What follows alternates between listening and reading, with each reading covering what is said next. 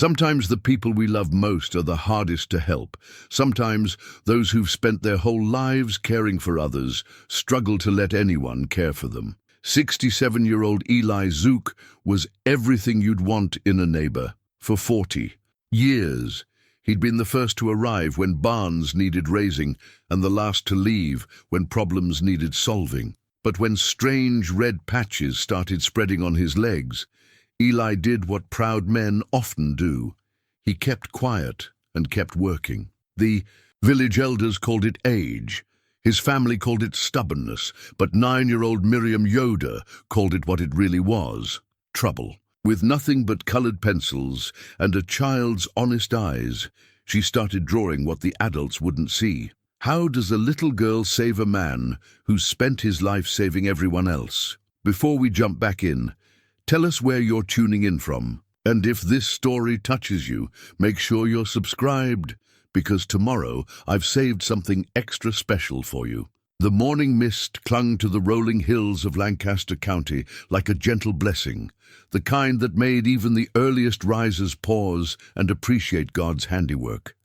Eli Zook had been appreciating such mornings for 67 years, and he still felt that familiar stirring in his chest when he stepped onto his front porch with his first cup of coffee, his weathered hands wrapped around the ceramic mug, one Sarah had made for him 30 years ago, chipped now at the rim, but still his favorite. The coffee was strong and black, the way his father had taught him to drink it, and the way his grandfather before him had preferred it during those long winter mornings when the work never seemed to end. From where he stood, Eli could see most of his world.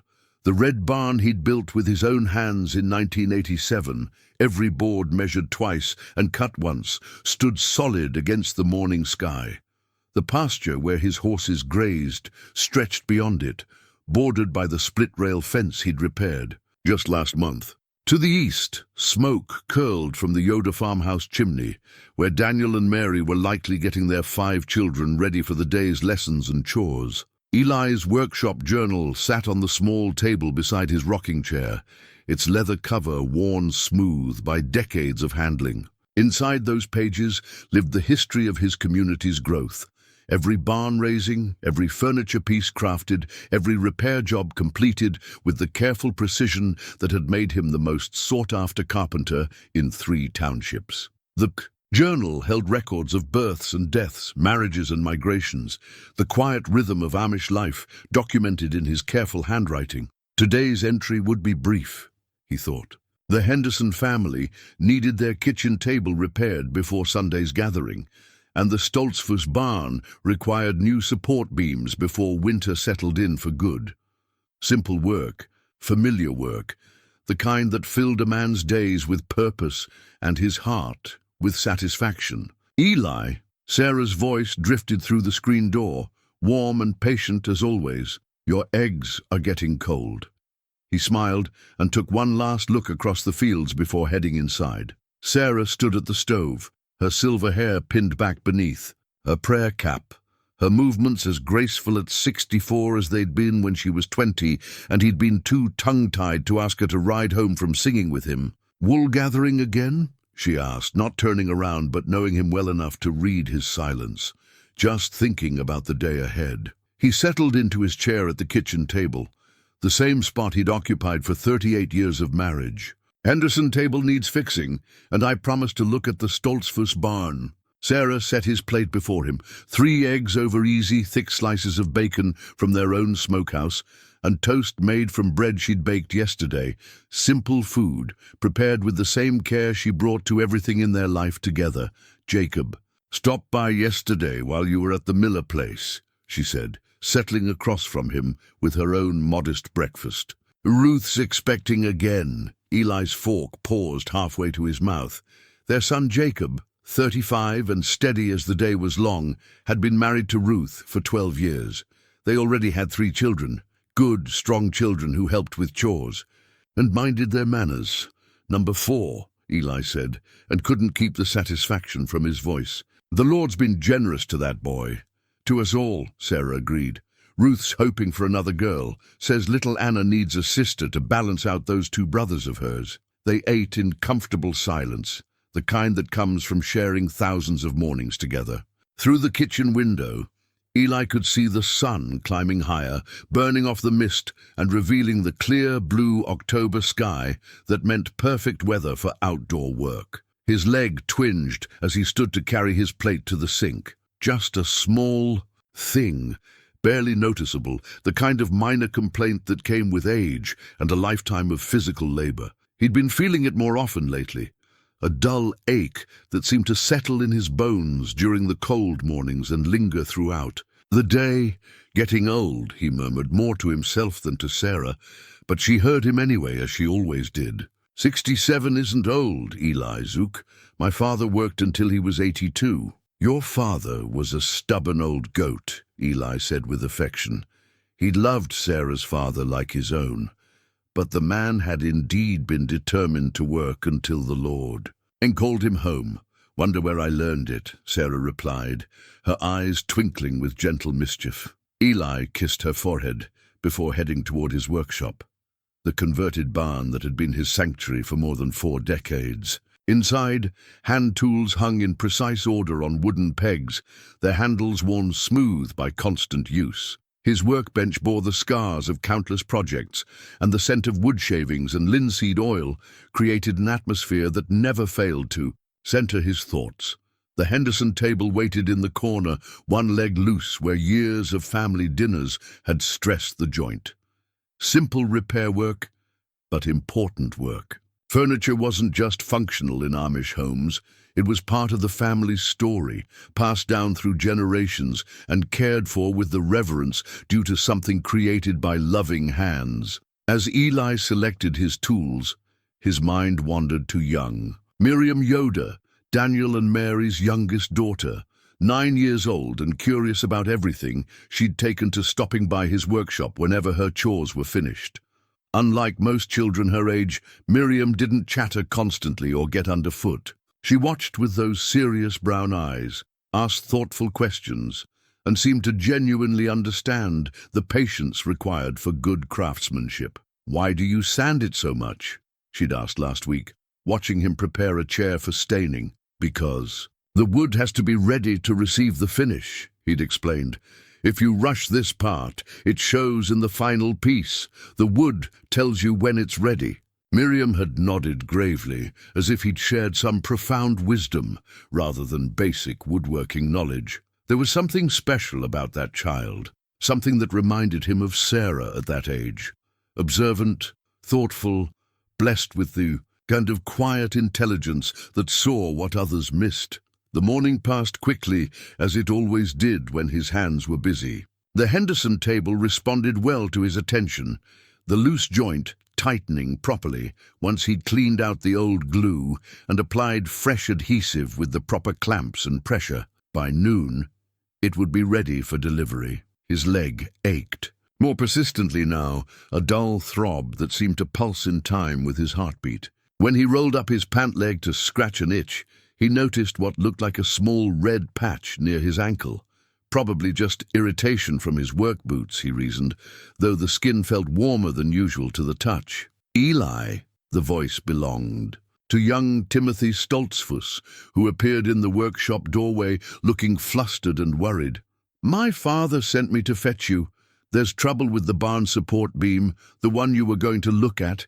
It's sagging worse than yesterday." Eli set down his sandpaper and reached for his hat. Timothy was 15, responsible for his age, but still prone to worry about things beyond his control. His father, Jonas, was a good man, but not particularly skilled with construction work.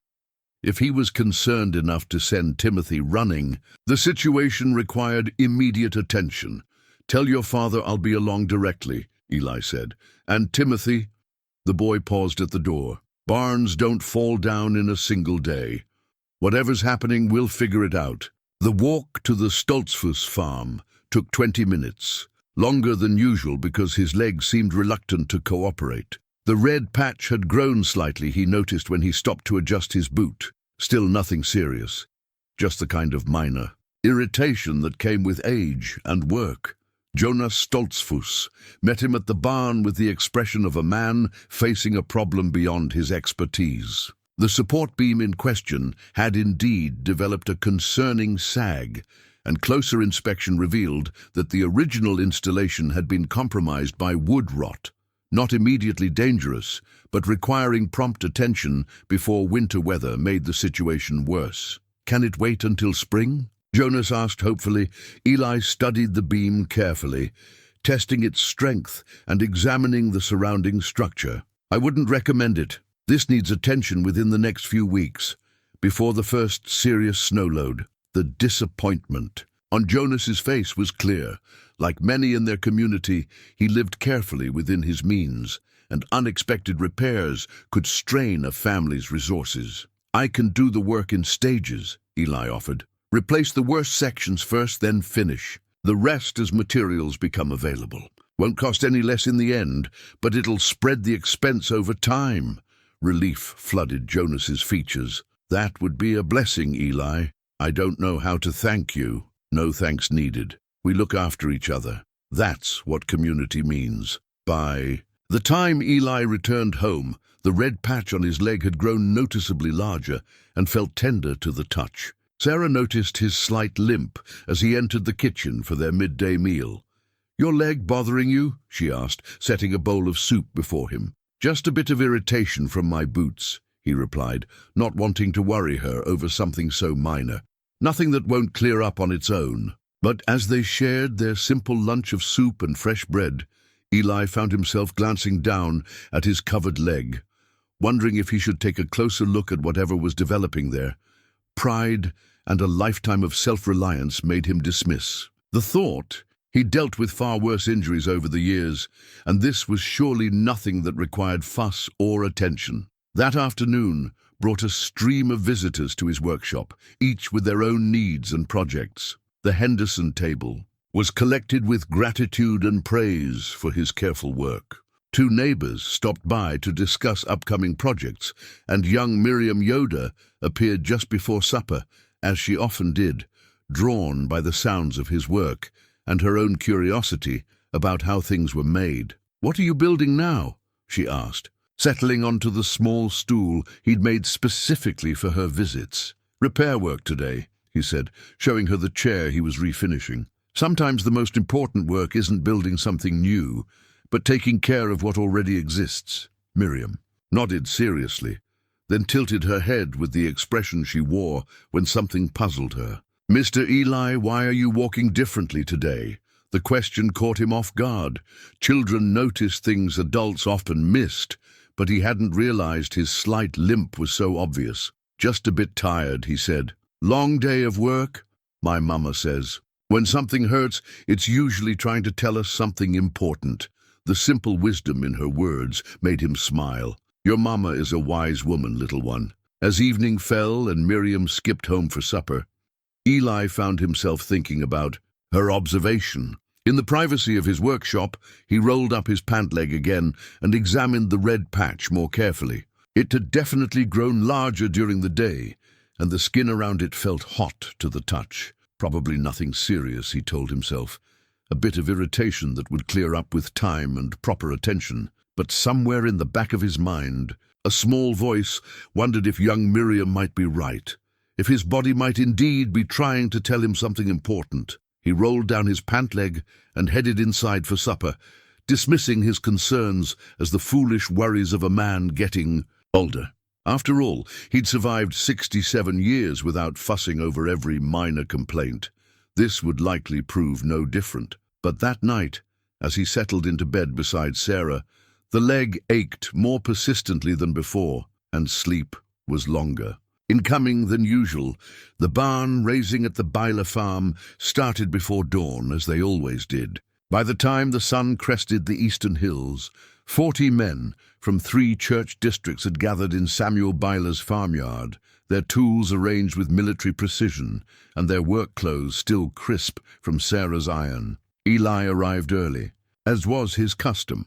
At 67, he might not have the brute strength of the younger men, but his knowledge of timber framing and structural engineering made him invaluable during the critical phases of construction. Samuel Byler's old dairy barn had been destroyed by a summer storm, and the new structure needed to be completed before winter set in. "Eli!" Samuel called out, his voice carrying across the yard where men were sorting lumber and checking measurements. "Thank the Lord you're here. I've been losing sleep over those main support calculations." Eli nodded and made his way toward the foundation, trying to ignore the persistent ache in his leg that had grown worse over the past week. The red patches, plural now, as two more had appeared, seemed to throb with each step. He'd taken to wearing longer socks to hide them from Sarah's observant eyes. The morning progressed with the familiar rhythm of communal labor. Younger men handled the heavy lifting, while experienced craftsmen like Eli focused on the precise measurements and joint cutting that would determine the barn's stability for generations to come. It was satisfying work, the kind that connected a man to his ancestors and to the continuity of their shared way of life. Around 10 o'clock, as Eli was guiding the placement of a critical support beam, his vision wavered. The world seemed to tilt slightly, and he felt a strange lightness in his head, as if he might float away from his own body. He gripped the beam more tightly, willing the sensation to pass. "Steady now," called Jonas Miller from below. "Let her settle into position." Eli tried to respond, but the words wouldn't come. The ache in his leg had become a sharp, burning pain that seemed to shoot up through his entire body. Sweat beaded on his forehead despite the cool October air, and his hands began to tremble. "Eli!" Samuel's voice seemed to come from very far away. "You all right up there?" The barn beam wavered in Eli's grip. He could see the concern on the faces below him, could hear voices calling his name, but everything felt muffled and distant. The burning sensation in his leg intensified, spreading upward like fire through dry kindling. He began, but the words dissolved into nothing as the world tilted completely sideways. He came to on the ground, surrounded by worried faces and gentle hands. Someone had placed a folded coat under his head, and he could taste dust and embarrassment in equal measure. "Easy now," said Dr. Yoder, not the English doctor from town, but old Heinrich Yoder, who served as the community's unofficial medical advisor, having learned traditional healing from his grandfather. "Just lie still a moment." "I'm fine," Eli said, though his voice sounded thin even to his own ears. "Just got a bit dizzy is all." But he wasn't fine, and the concerned expressions around him suggested everyone knew it. His leg felt like it was on fire, and when he tried to sit up, waves of nausea washed over him. "Help me get him to the shade," Heinrich said, and strong hands lifted Eli as carefully as they might handle a newborn calf. They settled him against the side of Samuel's house, where the morning sun couldn't reach, and a gentle breeze provided some relief from the unseasonable warmth. Someone brought him water, which he sipped gratefully while trying to collect his scattered thoughts. "When did you last eat?" Heinrich asked, kneeling beside him with the patient manner of a man accustomed to dealing with medical emergencies. "This morning. Sarah made eggs and bacon." The memory seemed strangely distant, though it had been only a few hours ago. Heinrich's weathered hands checked his pulse and pressed gently against his forehead. "You're running a fever, Eli, and your pulse is faster than it should be." "It's nothing," Eli insisted, though even he could hear the lack of conviction in his voice. "Just worked too hard too early in the morning." "Maybe so," Heinrich said diplomatically, but his expression suggested otherwise. "Still, I think you should head home and rest. Let the younger men finish up here." The suggestion struck at the core of Eli's identity. He'd never left a barn raising incomplete, never abandoned his responsibilities to the community because of personal discomfort. The very idea felt like a betrayal of everything he'd been taught about duty and service. "I'm fine to work," he said, struggling to his feet. "Just needed a moment to catch my breath." But when he tried to take a step, his leg nearly buckled beneath him. The red patches had begun to feel like they were burning from the inside, and the fever Heinrich mentioned seemed to pulse behind his eyes. "Eli Zook," Samuel Byler said firmly, "you've given 40 years of barn raisings to this community. We can manage one morning without you." The words were kindly meant, but they stung worse than the physical pain. To be dismissed, even gently, felt like the first acknowledgement of his mortality in a life that had always been defined by strength and capability. Young Daniel Yoder, Miriam's father, stepped forward. "I'll drive you home in my buggy," he offered. "No point in walking when you're feeling poorly." Pride warred with practicality as Eli considered the offer. The walk home would normally take 20 minutes, but in his current condition, it might take twice as long, and the thought of Sarah seeing him struggle up their lane was almost unbearable. "I'd appreciate that," he said finally, each word feeling like a small surrender. The ride home passed in uncomfortable silence. Daniel kept glancing sideways at him with the expression of a man trying to decide whether to speak his mind or hold his peace. Finally, as they turned into Eli's lane, he cleared his throat. "My Miriam's been asking about you," he said carefully. "Says you haven't seemed yourself lately." Eli turned to look at him. "What do you mean?" "She's got sharp eyes, that one. Notices things other folks miss." Daniel paused. "Says you've been walking different, favoring that left leg. And yesterday she mentioned you seemed tired when she visited your workshop." The observation unsettled Eli more than he cared to admit. If a 9-year-old child could see changes in him, what did that say about his attempts to hide his discomfort? "Children worry about nothing," he said dismissively. "Always have." Daniel pulled the buggy to a stop in front of the house. "Maybe, but Miriam's got a gift for seeing what needs seeing. Might be worth listening to what she's noticed." Sarah appeared on the porch before Eli could respond, her face immediately reflecting concern at seeing him arrive home in someone else's buggy. At mid-morning, she hurried down the steps with the quick, purposeful stride of a woman accustomed to handling crises. "What's happened?" she asked, her sharp eyes taking in his pale complexion and the careful way he climbed down from the buggy. "Nothing serious," Eli said quickly. "Just got a bit dizzy at the barn raising, thought it best to come home and rest." Sarah's expression suggested she found this explanation about as convincing as Heinrich had. "Daniel, thank you for bringing him home." "No trouble at all," Daniel replied. "And, Sarah," he hesitated, then seemed to make a decision. "If you need anything at all, you send word. The community's here for you both." After Daniel left, Sarah helped Eli into the house with the gentle firmness she'd perfected during their decades of marriage. She settled him in his favorite chair and brought him cool water and a damp cloth for his forehead.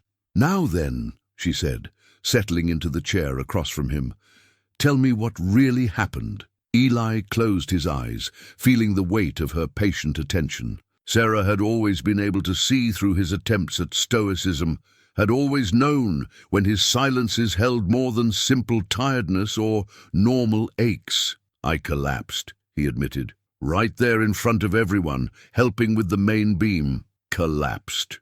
"How?" "Got dizzy, felt sick, couldn't keep my footing." He opened his eyes to meet her concerned gaze. "Heinrich thinks I have a fever." Sarah rose immediately and pressed her hand to his forehead, her touch cool and reassuring. "You do indeed. And you're pale as winter milk." She studied his face with the intensity of someone reading an important document. "How long have you been feeling poorly?" The question hung in the air between them, weighted with implications neither wanted to acknowledge. How long had he been hiding his symptoms? How long had she been quietly worried without saying anything? "A week or so," he said finally. "Maybe a bit longer." "The leg you've been favoring," so she had noticed. Of course she had. Sarah noticed everything, saw through every attempt at concealment with the clarity that came from loving someone for nearly 40 years. "There's some irritation," he admitted, "red patches that won't seem to heal." "Show me." The simple command carried the authority of a woman who would not be denied. With resignation, Eli rolled up his pant leg to reveal the angry red patches that had spread considerably since morning. Sarah drew in a sharp breath. Eli Zook, how long have these been developing?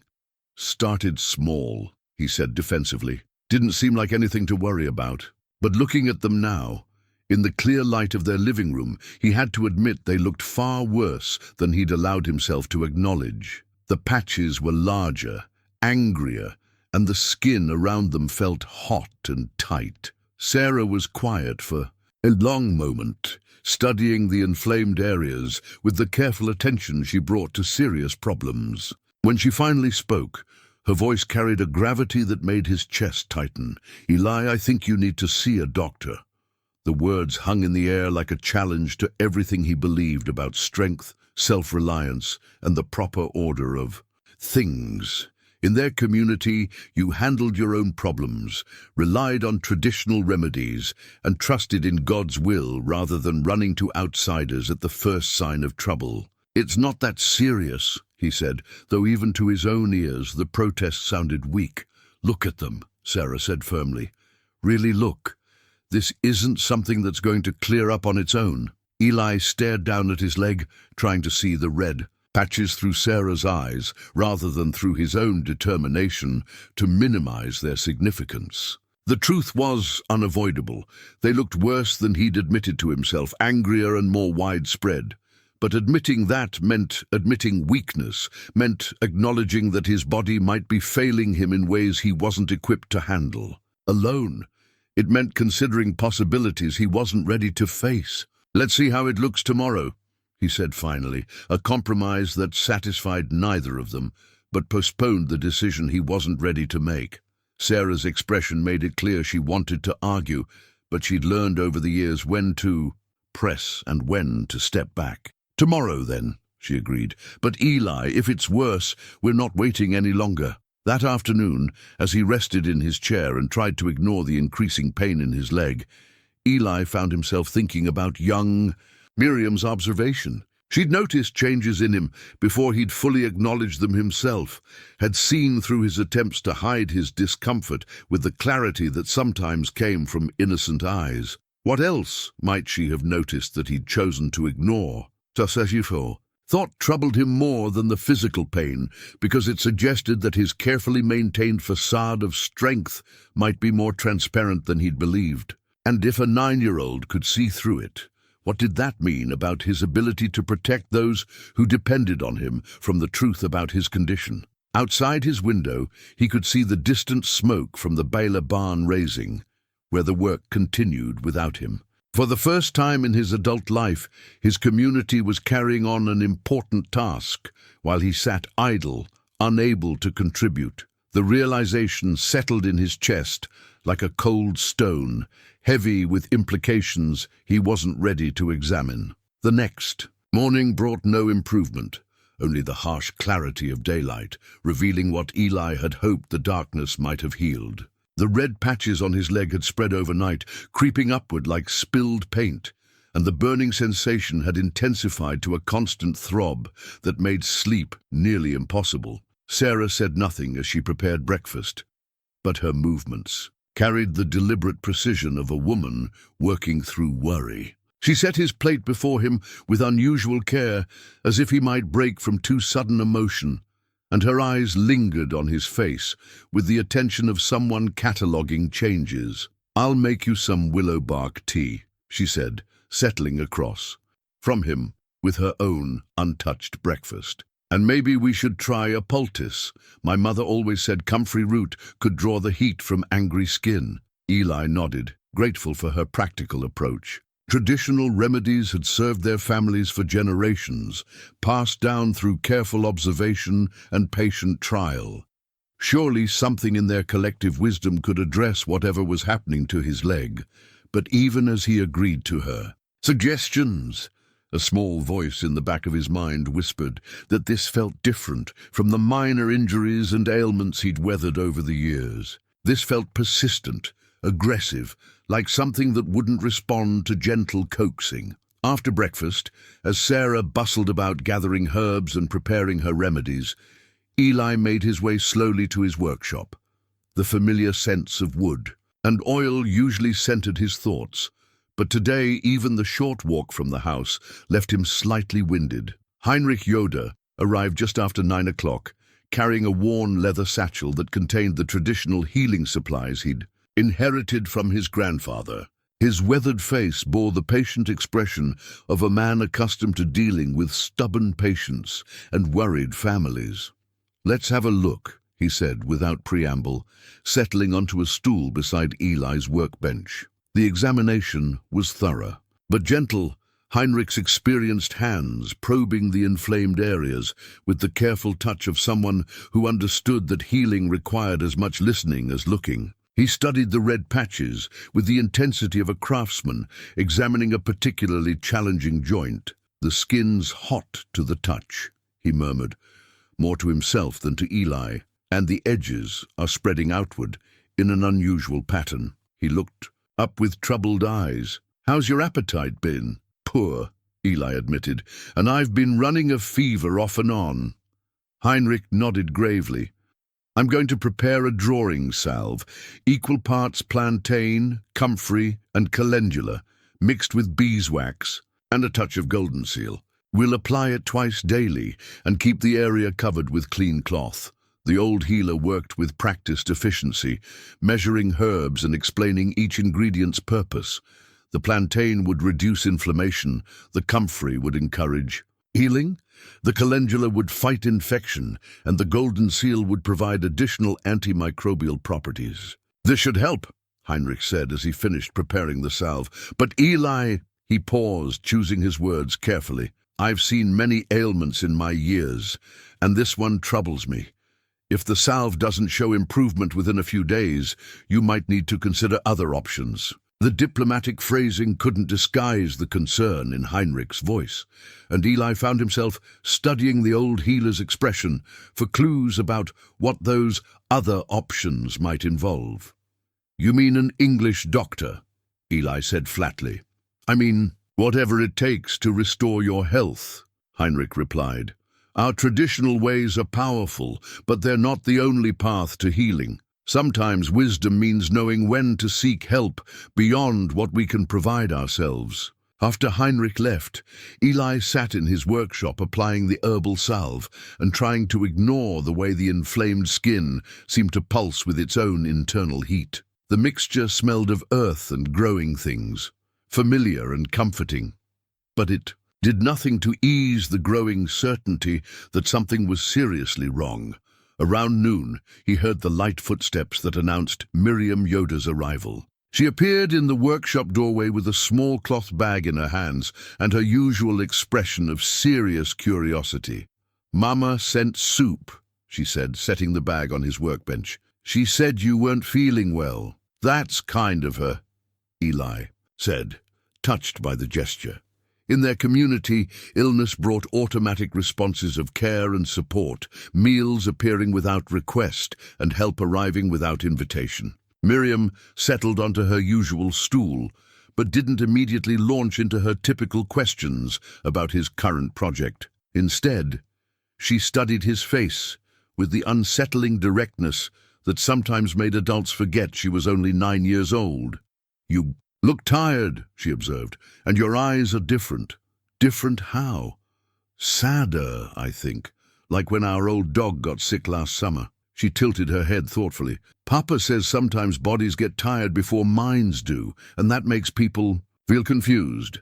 The simple observation struck him as remarkably perceptive for someone so young. He did feel confused, not about his work or his responsibilities, but about this strange disconnection between what he believed about his own strength and what his body seemed to be telling him. "Your papa's a wise man," Eli said. Miriam nodded. Seriously, then seemed to make some internal decision. From her dress pocket, she pulled out a small notebook and a stub of pencil, both worn from frequent use. "I've been drawing," she said, opening the notebook carefully.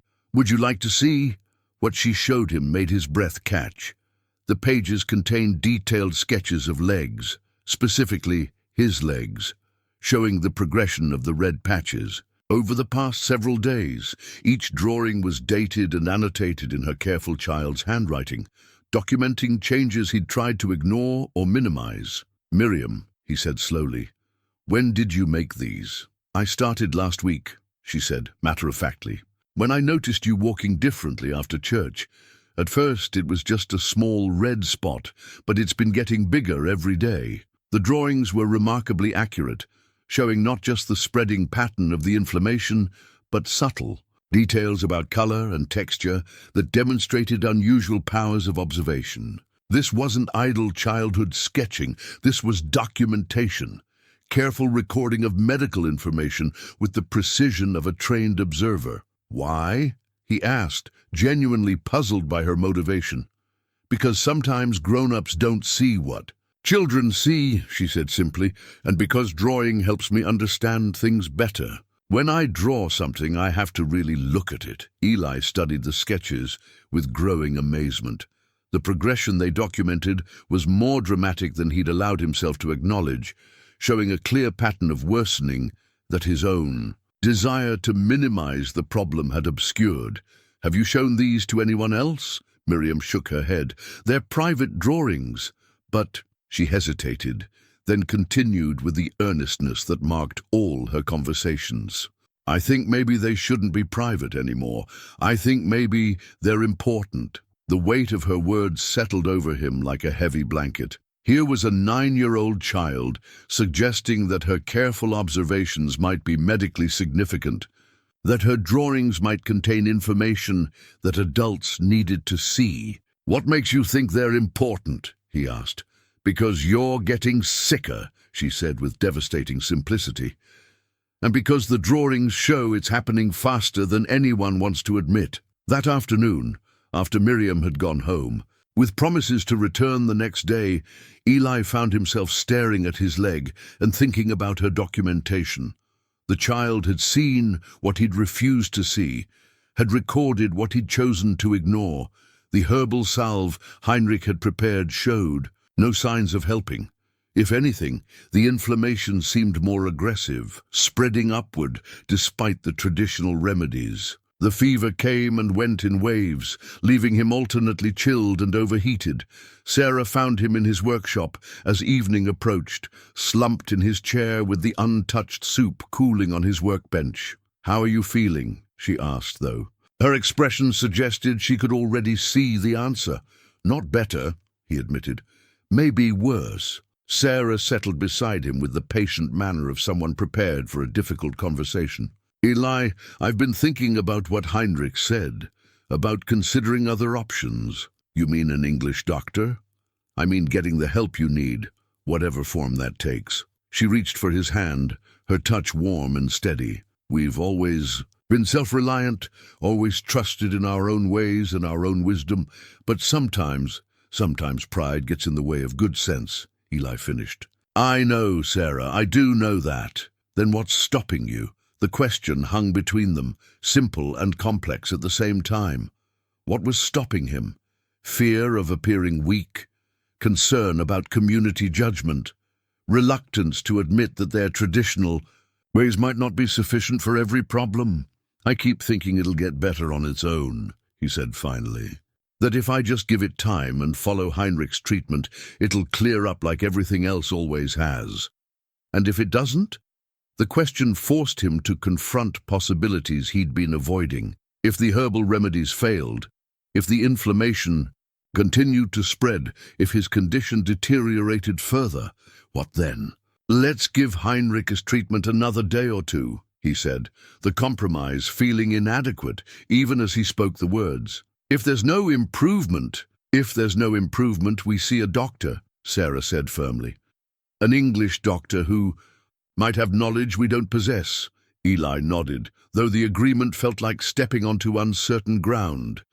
Everything in his upbringing, his faith, his understanding of the proper order of things suggested that their community should be sufficient unto itself. The traditional wisdom should provide answers to traditional problems. But young Miriam's drawings had shown him something troubling, that this might not be a traditional problem, that his condition might be beyond the scope of familiar remedies. and comfortable assumptions. That night, as pain made sleep elusive, he found himself thinking about the child's careful documentation and her simple observation that grown-ups sometimes refuse to see what children saw clearly. Perhaps it was time to start seeing clearly, regardless of what that vision might reveal. Miss Emma Stoltzfus had been teaching at the one-room schoolhouse for 15 years, long enough to recognize when a student was carrying worries too heavy for young shoulders. Miriam Yoder sat at her desk during the lunch break, bent over her notebook with the intense concentration she usually reserved for arithmetic problems. But today's focus seemed different, more urgent, more troubled. "What are you working on so diligently?" Miss Emma asked, settling into the chair beside Miriam's desk. Miriam looked up with the expression of someone caught between wanting to share a burden and fearing the consequences of revelation. Her brown eyes held a gravity unusual for a 9-year-old. The kind of seriousness that suggested adult concerns had somehow found their way into a child's world. "Drawings," Miriam said simply, but her hands moved protectively over the notebook. I see them." After a moment's hesitation, Miriam turned the notebook toward her teacher. Miss Emma had expected typical childhood artwork: flowers, houses, perhaps horses from the family farm. What she saw instead made her breath catch. The pages contained detailed medical illustrations documenting the progression of what appeared to be a serious skin condition. Each drawing was carefully dated and annotated, showing inflammatory patterns spreading across what was clearly an adult's leg. The artwork demonstrated unusual observational skills and attention to detail that went far beyond normal childhood interest. "Miriam," Miss Emma said carefully, "whose leg is this?" "Mr. Eli's," Miriam replied matter-of-factly. "He's been getting sicker, but the grown-ups keep saying it's nothing serious. I thought maybe if I drew what I saw, it might help someone understand." Miss Emma studied the drawings more closely, her concern growing with each page. Before her marriage, she'd spent 2 years training as a nurse in Philadelphia, enough to recognize that the progression documented in these sketches suggested something potentially serious, possibly a bacterial infection that was spreading. "Despite treatment, how long have you been making these drawings?" 2 weeks, maybe a little more." Miriam's voice carried the weight of someone who'd been keeping an important secret. "At first it was just one small red patch, but it keeps getting bigger and angrier looking." "And you haven't shown these to anyone else?" Miriam shook her head. "I wasn't sure if I should. Mr. Eli might be embarrassed if he knew I was drawing his leg without permission." But Miss Emma, she looked up with eyes that held far too much worry for someone her age. "I think he's really sick, and I don't think the herbal medicine is helping." Miss Emma felt the familiar tension that came with bridging 2 worlds, the traditional Amish community where she taught and the broader medical knowledge she'd gained during her brief time in the English world. Her nursing training had been cut short by family obligations, but she'd learned enough to recognize danger signs when she saw them. "These are very detailed drawings, Miriam. You've documented important information here." She paused, choosing her words carefully. "Have you noticed anything else about Mr. Eli's condition? He's been walking differently, favoring that leg more each day. And yesterday when I visited his workshop, he looked pale and tired. He kept touching his forehead like it hurt." The additional symptoms painted a concerning picture. Miss Emma's nursing training whispered warnings about systemic infection, about the way localized problems could become life-threatening if left untreated. "Miriam, I'm going to ask you something important, and I want you to think carefully before you answer. Do you trust me to do what's best with this information?" The child considered the question with the seriousness it deserved. Miss Emma had always been honest with her students, never talking down to them or dismissing their concerns as childish foolishness. "Yes," Miriam said finally, "I trust you. And I think Mr. Eli needs help that's bigger than what our community can give him." That evening, Miss Emma walked the half-mile to her small apartment behind the schoolhouse, carrying Miriam's notebook and the weight of difficult decisions. In her bedroom, She pulled out a wooden chest that contained remnants from her nursing training, textbooks, notes, and reference materials she'd never had the heart to discard. The medical reference book fell open to a section on skin infections, and what she read there confirmed her worst fears. The progression documented in Miriam's drawings matched the textbook descriptions of cellulitis, a bacterial infection that could spread rapidly through soft tissue and become life-threatening if it entered the bloodstream. The book described symptoms that aligned perfectly with what Miriam had observed: spreading redness, heat, swelling, fever, and systemic illness. Without proper antibiotic treatment, the infection could progress to sepsis, organ failure, and death. Miss Emma closed the book and sat in the growing darkness, thinking about the delicate balance between respecting community values and potentially saving a life. Her brief time in the English world had shown her medical possibilities that didn't exist within traditional Amish healing, but she also understood the deep cultural resistance to outside intervention. The next morning brought news that made her decision urgent. Young Timothy Stoltzfus arrived at school early with word that Dr. Matthews, the county health officer, would be visiting that afternoon to conduct the annual health screenings required by state law. Dr. Matthews was well regarded in the community, respectful of Amish customs, understanding of their reluctance to embrace outside medical intervention, but also knowledgeable about conditions that required immediate attention. If anyone could bridge the gap between traditional and modern approaches, it would be him. During the lunch break, Miss Emma found Miriam sitting alone, once again bent over her notebook with worried concentration. "Any changes in your drawings?" "Today?" she asked gently. Miriam looked up with frightened eyes. "It's worse. This morning, when Mr. Eli came to deliver chairs to my father, I could see red streaks going up his leg, even through his pants. And he looked—" She struggled for the right words. "He looked like he was in real pain but trying to hide it. Red streaks."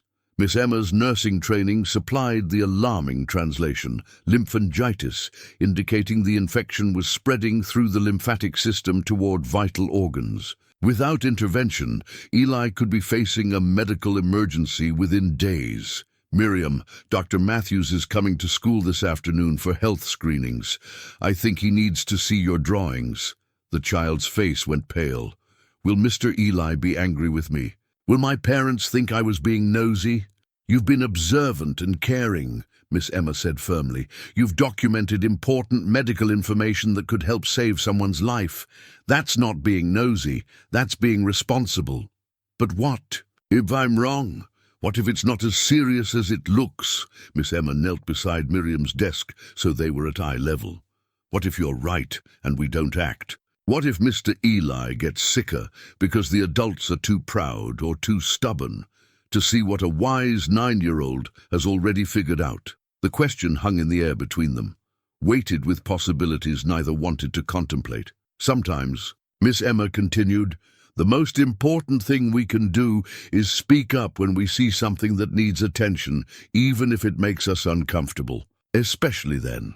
That afternoon, Dr. Matthews arrived promptly at 2 o'clock, carrying his medical bag and wearing the patient expression of someone accustomed to working with communities that preferred to handle their own problems. He conducted the routine health screenings with efficiency and respect, checking eyes and ears, listening to hearts and lungs, and making notes in his official records. When the last student had been examined, Miss Emma approached him with Miriam's notebook clutched in her hands. "Dr. Matthews, I have something I think you need to see. It's not part of the official screening, but it might be medically important." She explained about Miriam's observations and showed him the detailed documentation of Eli's condition.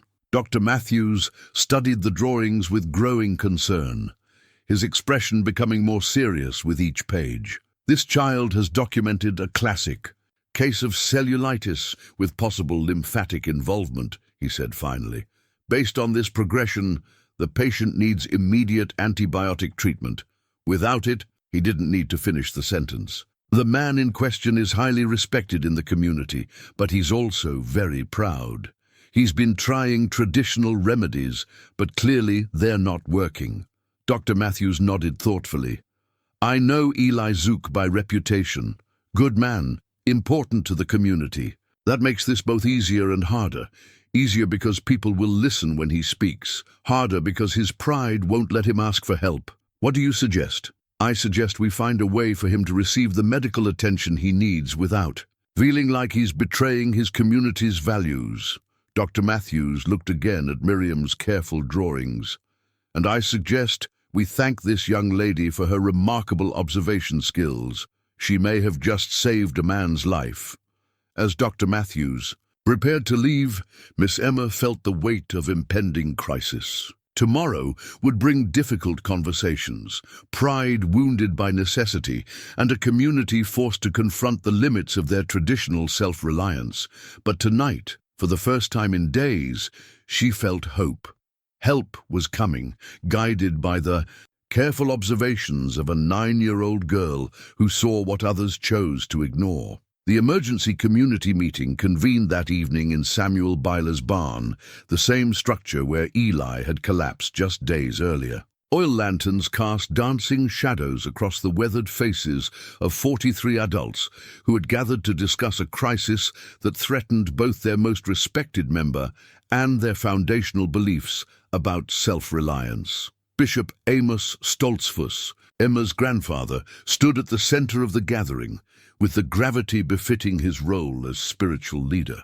At 72, he had guided the community through floods, droughts, economic hardships, and the constant pressure to abandon their traditional ways in favor of modern conveniences. But this crisis felt different, more personal, more immediate, and more challenging to the principles that defined their way of life. We're here, Bishop Amos began, his voice carrying clearly through the barn, because one of our own is facing a medical crisis that may require us to seek help beyond our community's traditional resources. Murmurs rippled through the gathering, some supportive, others concerned, all reflecting the complex emotions that came with confronting change in a culture built on continuity and tradition. Heinrich Yoder rose from his seat near the front, his healer's bag resting at his feet like a symbol of methods that had suddenly proven inadequate. I've treated Eli with every remedy passed down through 3 generations of my family.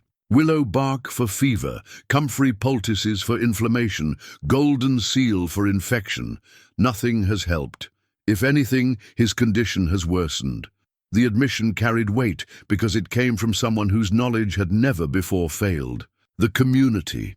Heinrich's grandfather had been legendary for his healing abilities, treating everything from broken bones to difficult births with herbs and prayers. For Heinrich to acknowledge the limits of traditional medicine was tantamount to admitting that their entire approach to health and healing might be insufficient.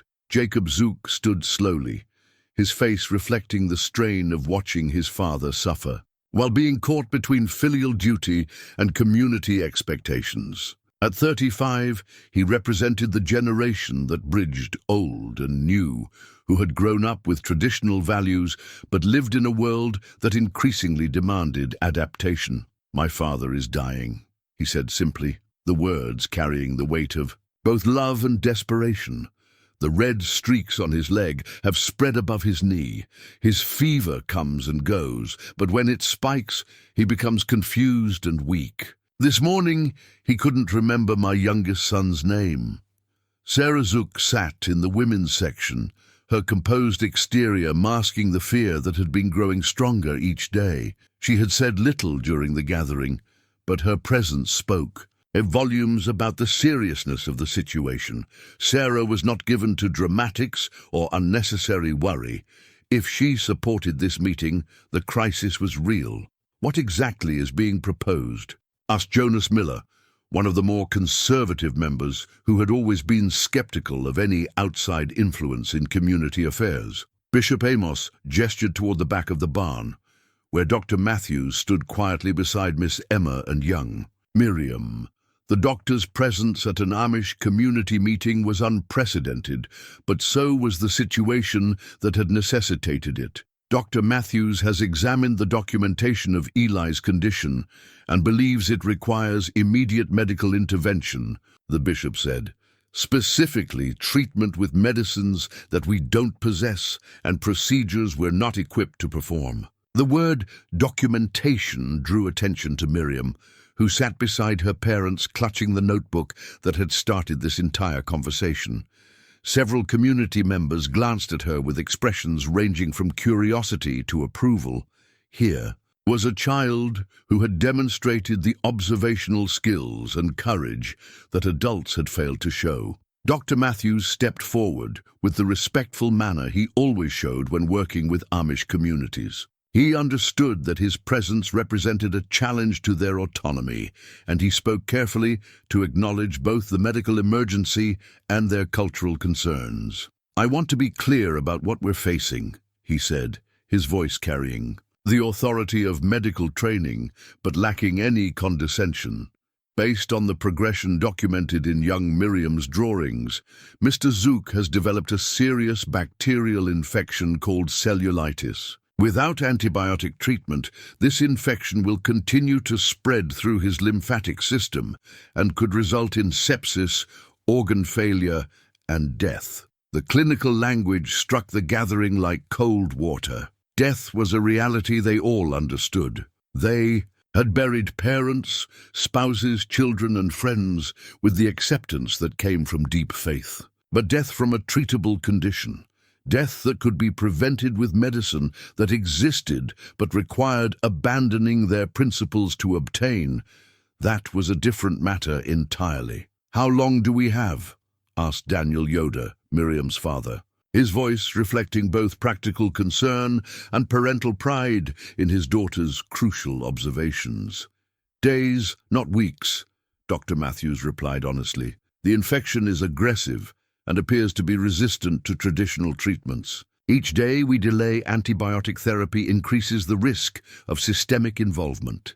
Elder Samuel Byler, the barn's owner and one of the community's most respected voices, stood slowly. At 68, he had lived through enough crises to understand when pragmatism needed to override ideology. "I've known Eli Zook for 40 years, he said, his words carrying the weight of shared history. "He's built half the barns in this county, helped raise a dozen children who weren't his own, and never once put his own needs before those of his community. If we lose him because we're too proud to accept help that's available—" He paused, letting the implications settle. "That's not faith, that's foolishness." The statement sparked immediate debate. Conservative voices argued that accepting outside medical intervention represented a dangerous precedent, a crack in the foundation of their self-sufficient way of life. Progressive voices countered that true faith meant using all the tools God had provided, regardless of their source. Mary Yoder, Miriam's mother, stood with the quiet determination of someone who had reached a difficult conclusion. "My daughter saw what we adults were too stubborn to acknowledge. She documented what we chose to ignore. If a 9-year-old can show such wisdom, perhaps we should listen to her judgment about what Mr. Eli needs." The comment drew attention back to Miriam, who had been sitting quietly throughout the debate. Bishop Amos noticed her careful attention to the proceedings and made a decision that surprised everyone present. "Miriam," he said gently, "you've been listening to our discussion. You know Mr. Eli better than most, and you've observed his condition more carefully than anyone. What do you think we should do?" The question placed enormous responsibility on young shoulders, but Miriam rose to meet it with the same seriousness she had brought to documenting Eli's illness. She stood slowly, clutching her notebook, and looked around the gathering with eyes that held far more wisdom than her years should have allowed. "Mr. Eli always taught me that the most important thing about any tool is whether it does the job." "Well," she said, her clear voice carrying through the barn, "he said you don't use a hammer when you need a saw, and you don't use a saw when you need a plane. Each tool has its purpose." She paused, gathering courage for what came next. "I think traditional healing is a good tool for many things, but I think Mr. Eli's sickness needs a different tool, one that our community doesn't have, and I think refusing to use the right tool because it comes from outside our community is like trying to build a barn with only hammers. The simple analogy, expressed in language that resonated with people who understood the importance of using proper tools for specific jobs, cut through the theological and cultural arguments that had dominated the discussion. Bishop Amos nodded, slowly, recognizing wisdom regardless of its source.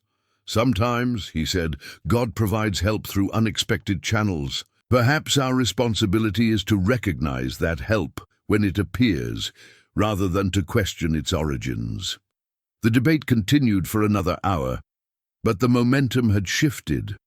Miriam's straightforward logic, combined with the mounting evidence of Eli's deteriorating condition, gradually convinced even the most conservative members that intervention was necessary. When the final vote was taken by silent consensus, a show of hands that Bishop Amos requested rather than demanding unanimous agreement, the decision was clear.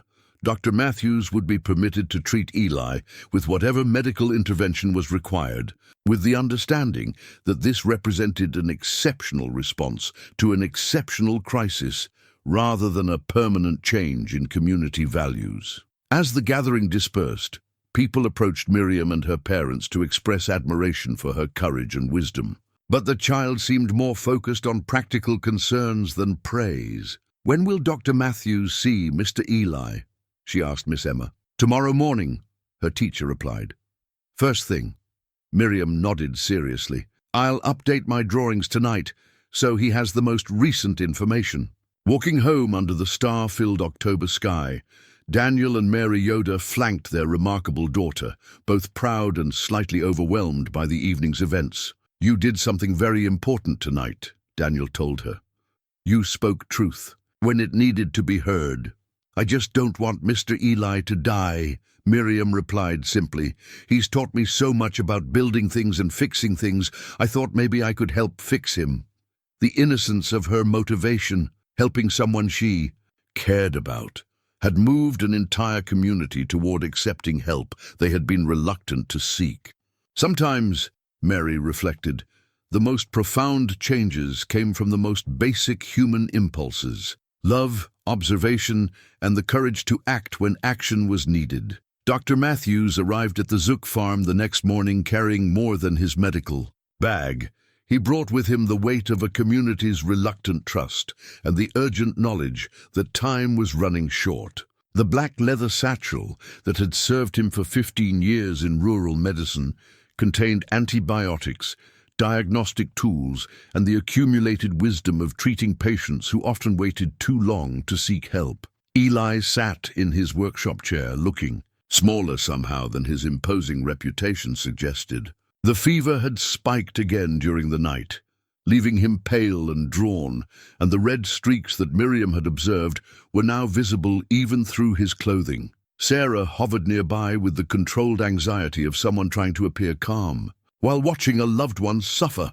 "Mr. Zook," Dr. Matthews said, settling his bag on the workbench, "I understand you've been reluctant to seek medical attention.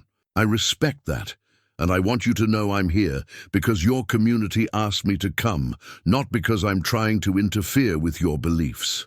Eli nodded slowly, his usual steady gaze clouded by fever and fatigue. "I appreciate that, Doctor. And I appreciate you taking time with folks who don't usually need your services.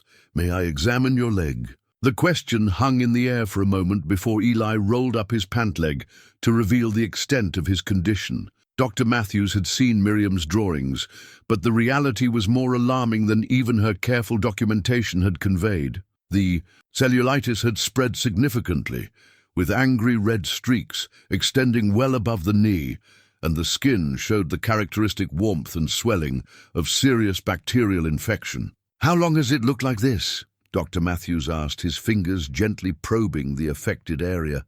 "The red streaks appeared about 3 days ago," Sarah answered when Eli remained silent. "Before that, it was just the patches near his ankle." Dr. Matthews nodded grimly. The rapid progression confirmed his worst fears. This was an aggressive infection that had already begun spreading through Eli's lymphatic system. Without immediate intervention, it would likely reach his bloodstream within days. Mr. Zook, I need to be direct with you. This is a serious bacterial infection called cellulitis, and it's spreading faster than your body can fight it off. Without antibiotic treatment, it will continue to worsen and could become life-threatening. Eli studied the doctor's face with the careful attention of someone accustomed to evaluating bad news. And with treatment, with proper antibiotics, we can stop the infection and allow your body to heal, but we need to start immediately. What does immediately mean? Dr. Matthews opened his bag and withdrew a vial of clear liquid and a syringe. It means I'd like to give you an injection of penicillin right now, followed by a course of oral antibiotics that you'll take for the next 10 days.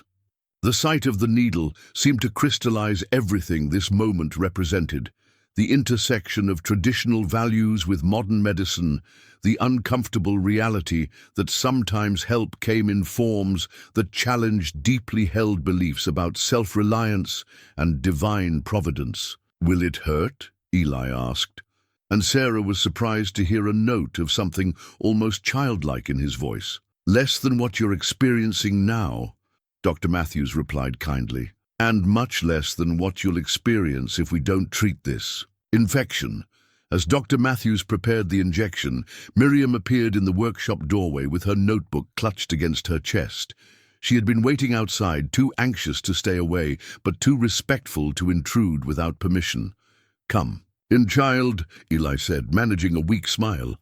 "You've earned the right to see how this story ends." Miriam approached slowly and settled onto her usual stool, watching with the same careful attention she had brought to documenting his illness. Dr. Matthews noticed her notebook and gestured toward it. "May I see your latest drawings?" Miriam opened the notebook to reveal that morning's sketch, which showed the progression of red streaks with alarming accuracy. Dr. Matthews studied it with professional interest, then looked at the child with genuine admiration. "These are remarkably detailed medical observations," he told her. "Have you ever considered studying medicine?" "I don't know what that means," Miriam replied honestly. "It means learning how to help people heal when they're sick. What you've done here, documenting symptoms, tracking progression, recognizing when something is serious, that's exactly what doctors do." The idea seemed to intrigue her. "Could I learn to do what you're doing for Mr. Eli? With the right education and training, absolutely. You have the observational skills and the caring heart that make good healers." Dr. Matthews administered the penicillin injection with practiced efficiency, and Eli bore it with the stoic acceptance he brought to all unpleasant necessities. Almost immediately, the doctor began explaining the oral antibiotic regimen, dosage, timing, the importance of completing the full course even after symptoms improved. "How long before we see improvement?" Sarah asked. "If the bacteria respond to penicillin, you should notice the fever breaking within 24 hours. The redness and swelling will take longer to resolve, but the spreading should stop almost immediately." As Dr. Matthews packed his equipment, he paused to address the broader implications of this intervention. "I want to be clear about something. This doesn't represent a failure of your traditional healing methods. Herbal remedies are valuable for many conditions, but serious bacterial infections require specific treatment that wasn't available until the development of antibiotics." "You're saying we shouldn't abandon our ways," Eli said. "Just recognize when they're not enough." "Exactly.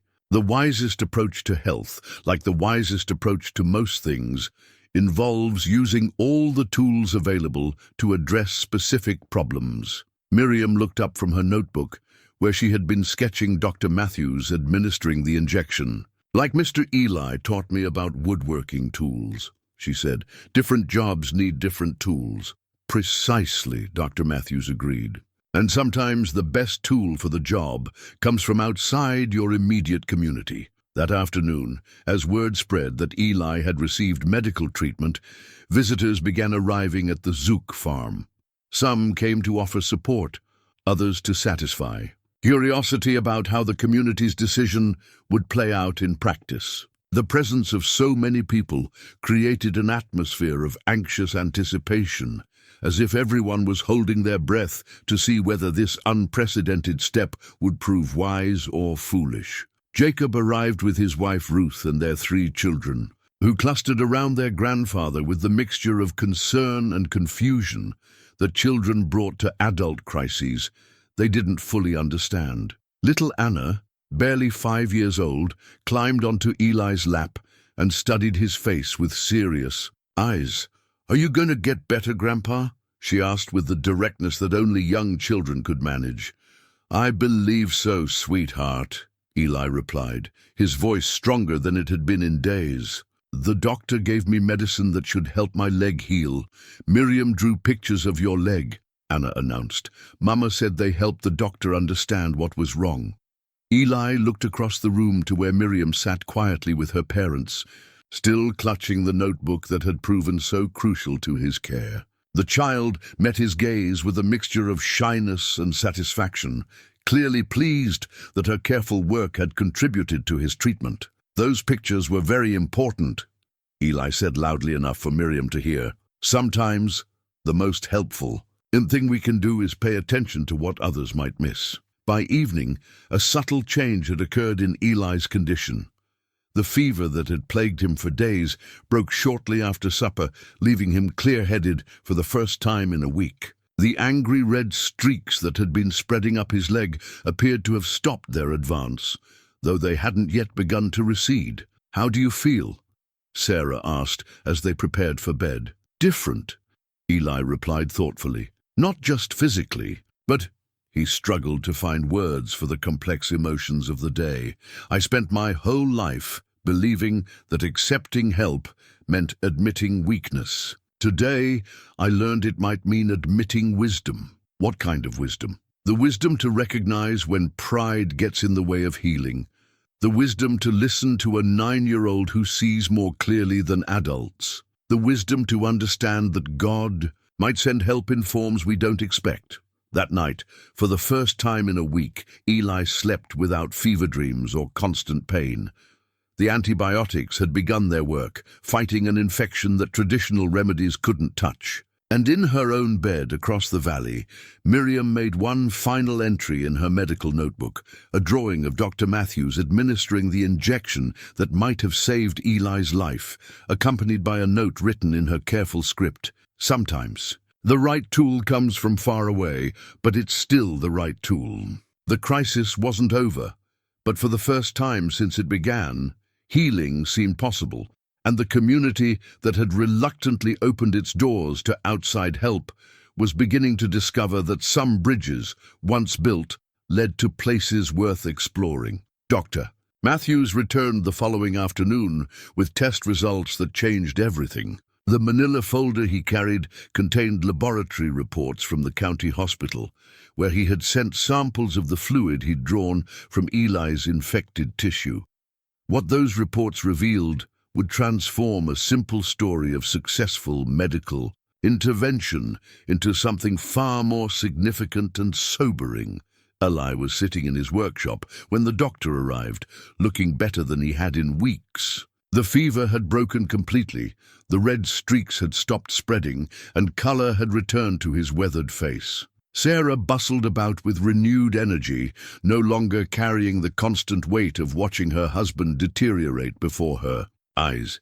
"You look much improved," Dr. Matthews observed, settling into the chair across from Eli's workbench. "Feel much improved too," Eli replied. "That medicine of yours seems to be doing its job."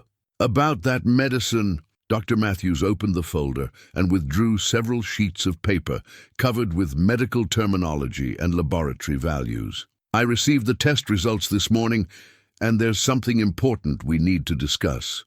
The gravity in his voice caught both Eli and Sarah's attention. They had expected good news, confirmation that the treatment was working and that the crisis had passed.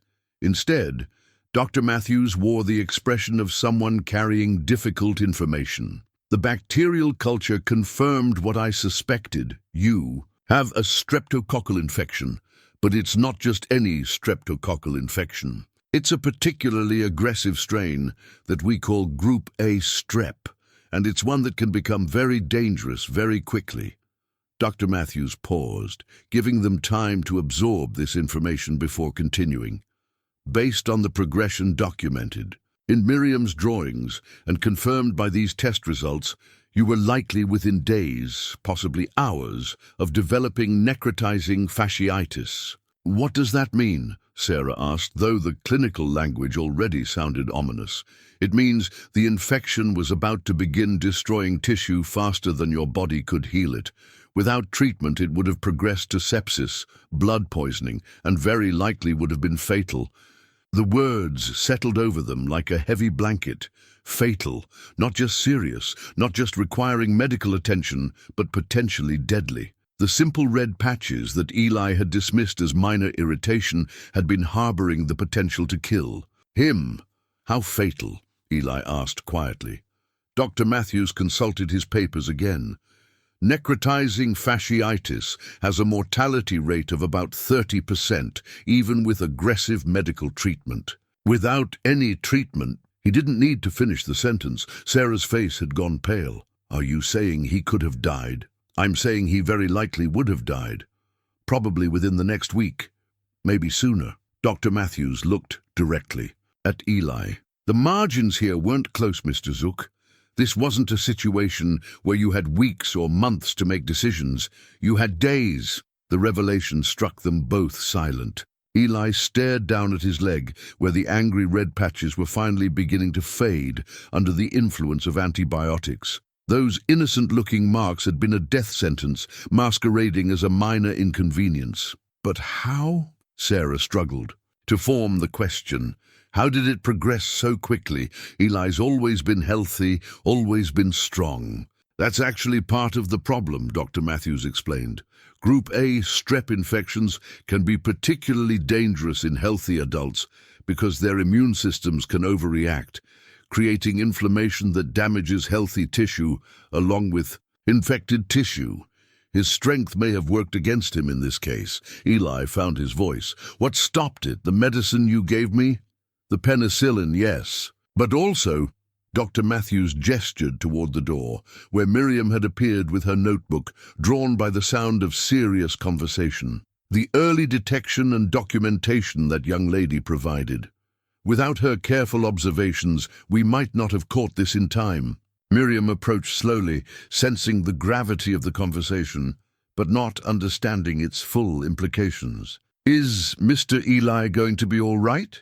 She asked. Dr. Matthews looked at her with an expression that combined professional respect with personal admiration.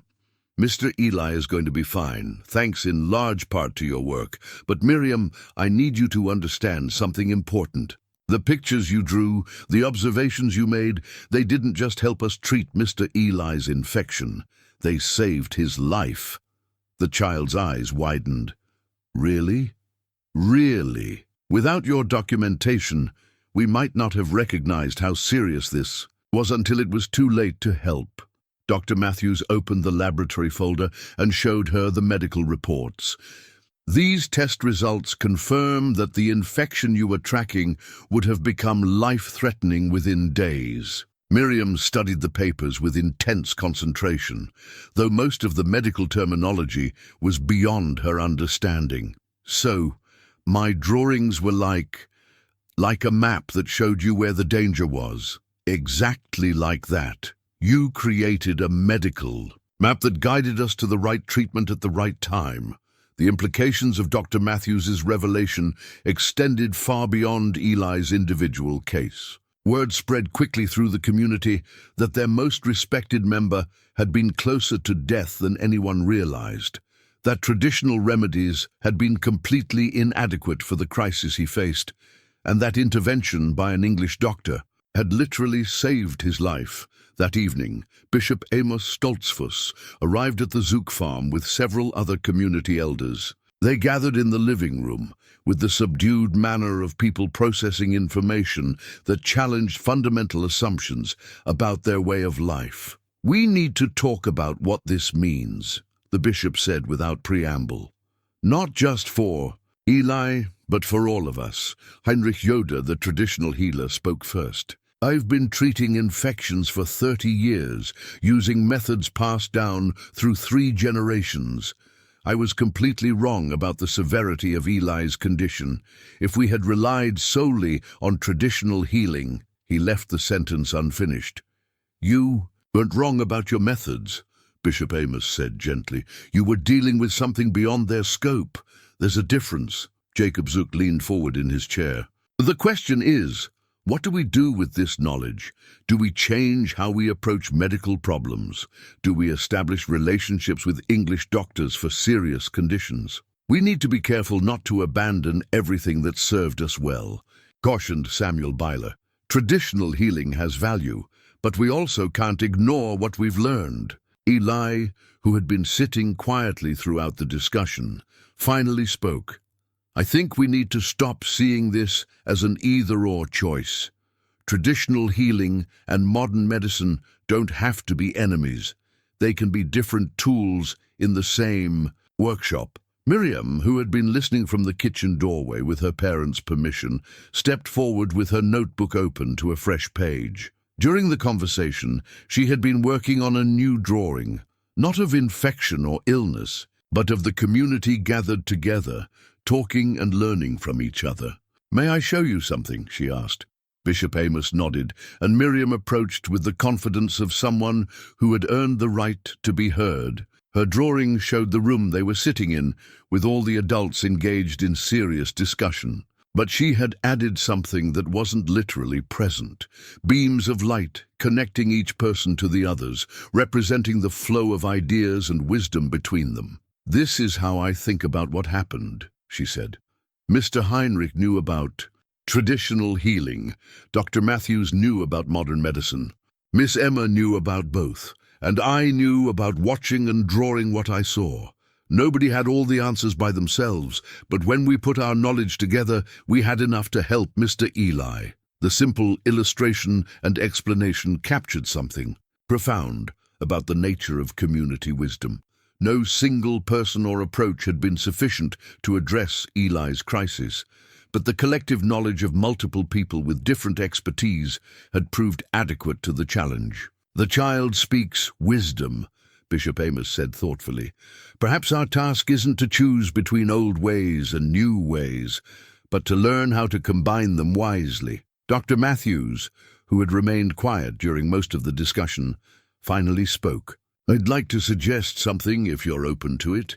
What if we established a protocol for medical emergencies, not abandoning traditional healing, but creating a clear path for accessing additional help when traditional methods aren't sufficient? What would that look like? Heinrich asked. Regular health education sessions where I explain what kinds of conditions require immediate medical attention. Training for community members in recognizing danger signs. And most importantly, establishing trust so that people feel comfortable seeking help when they need it, without feeling like they're betraying their values. Elder David Miller, who had been one of the most conservative voices in previous discussions, surprised everyone by supporting the proposal. My grandfather always said that wisdom meant knowing the limits of your knowledge. We've learned something important about the limits of ours. As the evening concluded, the community had reached a consensus that felt both practical and principled. They would maintain their traditional approaches to health and healing while establishing clear protocols for accessing outside medical help when serious conditions required intervention beyond their capabilities. Miriam's notebook would be preserved as both a medical record and a community artifact, evidence of what could be accomplished when careful observation, traditional wisdom, and modern knowledge worked together toward a common goal. Walking home under the October stars, Dr. Matthews reflected on the day's revelations. He had delivered many difficult diagnoses during his career, but rarely had a single case so clearly illustrated the life and death importance of early detection and appropriate treatment. Tomorrow, he would begin working with the community to establish the protocols they had discussed. But tonight, he took satisfaction in knowing that Eli Zook would live to see many more October evenings, saved by the convergence of a child's curiosity, a community's courage, and medicine's power to heal when applied at the right time in the right way. The crisis had revealed something that none of them could have predicted, that the greatest wisdom sometimes emerged not from choosing between different approaches, but from finding ways to combine them in service of what mattered most, preserving life and maintaining the bonds that held communities together. 2 weeks after Dr. Matthews's life-changing diagnosis, Eli sat at his kitchen table in the early morning light, carefully forming words on paper with the deliberate precision he brought to all his craftsmanship. The letter he was writing to Miriam had taken him 3 days to compose, not because the words were difficult to find, but because he wanted them to carry the full weight of his gratitude and the hard-won wisdom that had emerged from his brush. With death, the red patches on his leg had faded to pale pink marks that Dr. Matthews assured him would disappear completely within another month. The antibiotics had done their work with remarkable efficiency, but the emotional and spiritual healing had taken longer. Eli was discovering that surviving a near-death experience required more than medical treatment. It demanded a fundamental reconsideration of pride, vulnerability, and what it meant to be strong.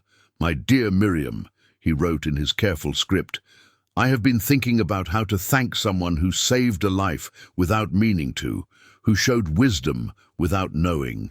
It was wisdom, and who taught an old man lessons he should have learned years ago." Sarah moved quietly around the kitchen, preparing breakfast and allowing him the space to wrestle with thoughts that had been developing since the night he learned how close death had actually come. She understood that her husband was working through something deeper than gratitude. He was grappling with the transformation that came from accepting help he had been too proud to seek. "I want to tell you about courage," Eli continued writing. "Most people think courage means not being afraid, but I have learned that real courage means doing the right thing even when you are afraid. You were afraid that the grown-ups wouldn't listen to a little girl's concerns. You were afraid that I might be embarrassed by your drawings. You were afraid that you might be wrong about the seriousness of what you observed. But you spoke up anyway, and that courage saved my life." Through the kitchen window, he could see the morning mist beginning to lift from the fields, revealing the familiar landscape that had nearly become his final view of the world. The thought sobered him, but no longer terrified him as it had during the first days after Dr. Matthews' revelation. He had made his peace with mortality. What troubled him now was the realization of how many people he might have left behind. Jacob appeared in the doorway, still wearing his work clothes from the morning milking. At 35, he carried himself with the quiet confidence that came from knowing his place in the world. But recent events had shown him how quickly that certainty could be shaken. "How are you feeling this morning?" Jacob asked, settling into the chair across from his father. "Grateful," Eli replied, setting down his pen, "and thoughtful. Dr. Matthews says I can return to light work next week, but I find myself wondering whether I should." "What do you mean?" Eli gestured toward the letter he was writing. "I mean that nearly dying has a way of clarifying what's important and what's just habit. I've spent 40 years being the man everyone turns to when they need help. Maybe it's time to step back and let others carry some of that responsibility." Jacob studied his father's face, reading the complex emotions there. "You're talking about retiring?" "I'm talking about accepting that I'm not indispensable, that the community will continue without my constant involvement, that maybe the most important thing I can do now is model what it looks like to accept. Help gracefully." The conversation was interrupted by the sound of a buggy in the lane. Through the window, they could see Daniel Yoder climbing down with Miriam beside him, carrying something wrapped in cloth that suggested a gift or offering. "Speak of angels," Sarah said with a smile, moving toward the door. Miriam entered the kitchen with the careful manner of someone bearing something precious. The wrapped bundle in her arms proved to be a wooden box, beautifully crafted but clearly The work of young hands, still learning their craft. I made something for you, she said, settling the box on the table before Eli. Papa helped with the joints, but I did most of the work myself. Eli unwrapped the box with the reverence due to any handmade gift. The craftsmanship was impressive for someone her age. The corners were square, the lid fit properly, and the finish showed the patience required for good work. But what made the gift extraordinary was its purpose, revealed when Miriam opened the lid to show its contents.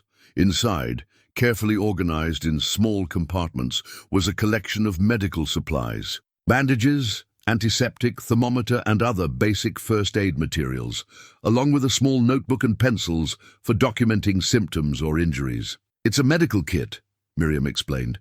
So if someone gets hurt or sick, we can start helping them right away while we decide if they need Dr. Matthews or if Heinrich's remedies will work. The gift represented everything that had emerged from their shared crisis, the integration of traditional and modern approaches, the importance of careful observation and documentation, and the wisdom of being prepared for emergencies while hoping they wouldn't occur. "This is remarkable," Eli said, his voice thick with emotion, not just because of the craftsmanship, but because of the thinking behind it. Daniel Yoder settled into a chair, clearly proud of his daughter's initiative, but also concerned about the broader implications of her growing interest in medical matters. She's been talking about nothing but healing and helping people since Dr. Matthews talked to her about studying medicine. Mary and I are wondering if we should encourage this interest or worry about it. "Why would you worry?" Sarah asked. "Because it might take her away from our community," Daniel replied honestly. "Medical education happens in the English world. If Miriam pursues this path, she might have to choose between her calling and her heritage." The concern was legitimate and painful. Amish families faced this dilemma regularly, as their children encountered opportunities and interests that existed beyond the boundaries of traditional life. How do you support a child's gifts while preserving the community bonds that gave life? Meaning? Miriam looked up from arranging the medical supplies in her handmade box.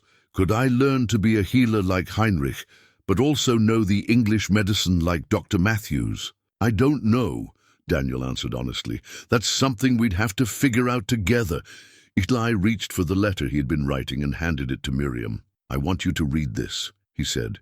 "It might help you think about your question." Miriam opened the folded paper and read silently, her lips moving slightly as she worked through the more complex words. When she finished, she looked up with eyes that held both understanding and determination. "You wrote that courage means doing the right thing even when you're afraid," she said.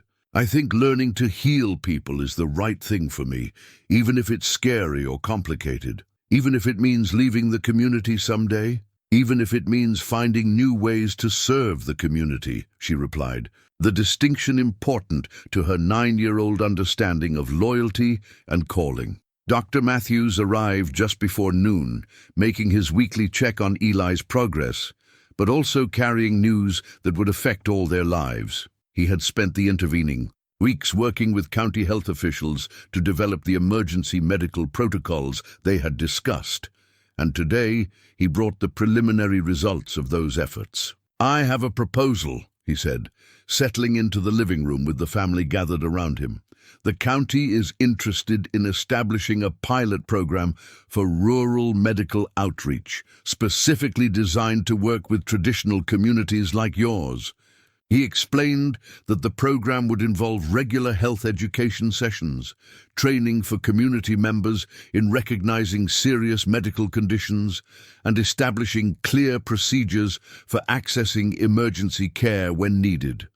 Most importantly, it would be designed to complement rather than replace traditional healing practices. "The idea," Dr. Matthews continued, "is to create a bridge between your traditional approaches and modern medical resources. Heinrich would remain your primary healer for most conditions, but there would be clear protocols for recognizing when additional help is needed." "What would that mean practically?" Bishop Amos asked.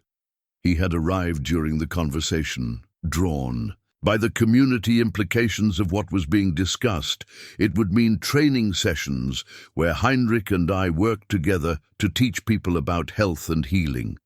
It would mean establishing a communication system so that emergency medical help can be accessed quickly when needed. And it would mean creating a formal role for medical documentation and observation, the kind of work Miriam has already demonstrated. Miriam looked up sharply. You mean people could learn to do what I did with the drawings? I mean we could. Train community members to be medical observers and recorders, providing crucial information that helps both traditional healers and modern doctors make better decisions. The proposal offered a solution to the dilemma that had been troubling Daniel and Mary Yoder.